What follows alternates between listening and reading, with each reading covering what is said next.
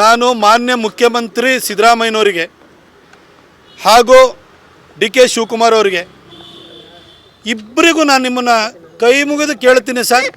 2023ರಲ್ಲಿ ಜನಸಾಹಿತ್ಯ ಸಮ್ಮೇಳನದಲ್ಲಿ ಬಾನು ಮುಷ್ತಾಕ್ ಮಾಡಿರುವಂಥ ಭಾಷಣವನ್ನು ನೀವು ಒಪ್ತೀರಾ ಸರ್? ಅಷ್ಟು ಹೇಳ್ಬಿಡಿ ಸರ್. ಅಷ್ಟು ನೀವು ಹೇಳಿ, ಇಲ್ಲ ಬಾನು ಮುಷ್ತಾಕ್ ಹತ್ರ ಅಪಲೋಜೈಸ್ ಮಾಡಿಸಿ, ಕ್ಷಮೆಯಾಚನೆ ಮಾಡಿ, ನಾನು ಈಗಲೇ ವಾಪಸ್ ತೊಗೊಳ್ತೀನಿ.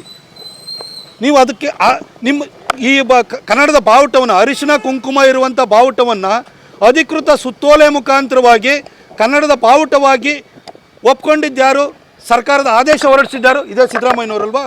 ಅರಿಶಿನ ಕುಂಕುಮದ ಕಲರ್ ಇರುವಂತಹ ಆ ಬಾವುಟದ ಬಗ್ಗೆ ಈ ರೀತಿ ತಗಾದೆ ತೆಗೆದಿದ್ದಾರಲ್ಲ ಬಾನು ಮುಷ್ತಾಕು, ಅವ್ರನ್ನೇ ಕರ್ಕೊಂಡು ಬಂದು ನೀವು ದಸರಾ ಉದ್ಘಾಟನೆ ಮಾಡಬೇಕು ಅಂತ ಹಠ ಹಿಡಿದಿದ್ದೀರಲ್ಲ, ಹಾಗಾದರೆ ಅವ್ರ ಮಾತುಗಳಿಗೆ ನಿಮ್ಮ ಒಪ್ಪಿಗೆ ಇದೆಯಾ ಸರ್? ಅದನ್ನು ಹೇಳಿ.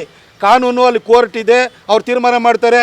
ನೀವು ಯಾವ್ಯಾವ ಕೇಸನ್ನ ನೀವು ಮ್ಯಾನೇಜ್ ಮಾಡಿದ್ರಿ ಅಂತ ಗೊತ್ತು ಸರ್. ನಿಮ್ಮ ಜಾಣ್ಮೆ ಬಗ್ಗೆ, ನಿಮ್ಮ ಪ್ರಭಾವದ ಬಗ್ಗೆ ನಮಗೇನು ಡೌಟ್ ಇಲ್ಲ ಸರ್. ನೀವು ಎಂತೆಂಥ ಕೇಸ್, ಮೂಡದಲ್ಲಿ ಹಗಲು ದರೋಡೆ ಮಾಡಿರೋಂಥ ಸೈಟ್ಗಳನ್ನು ವಿಷಯದಲ್ಲೇ ನೀವು ಕ್ಲೀನ್ ಚೀಟ್ ತೊಗೊಂಡಂಥವ್ರು, ಆ ದೇಸಾಯಿ ಕಮಿಟಿ ಮಾಡಿಕೊಂಡು. ನಿಮ್ಮ ಬಗ್ಗೆ ನಮಗೆ ಗೊತ್ತಿದೆ ಸರ್. ನೀವು ಭಾಳ ಜಾಣ ಇದ್ದೀರಿ ಅಂತ ಗೊತ್ತು.